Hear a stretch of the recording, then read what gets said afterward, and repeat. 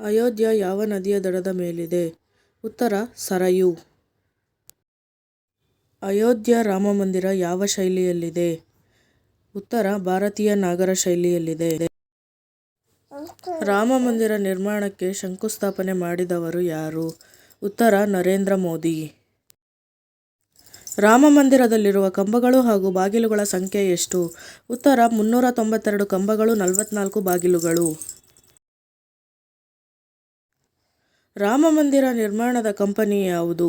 ಉತ್ತರ ಲಾರ್ಸೆನ್ ಮತ್ತು ಟುಬ್ರೊ.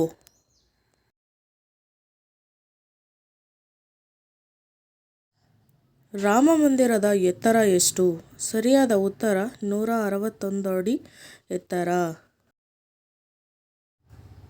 ರಾಮಮಂದಿರದ ವಾಸ್ತುಶಿಲ್ಪ ಯಾರು? ಉತ್ತರ ಚಂದ್ರಕಾಂತ್ ಬಿ ಸೋಂಪುರ್. ರಾಮಮಂದಿರದಲ್ಲಿರುವ ಮಂಟಪಗಳ ಸಂಖ್ಯೆ ಎಷ್ಟು? ಸರಿಯಾದ ಉತ್ತರ 5 ಮಂಟಪಗಳಿವೆ.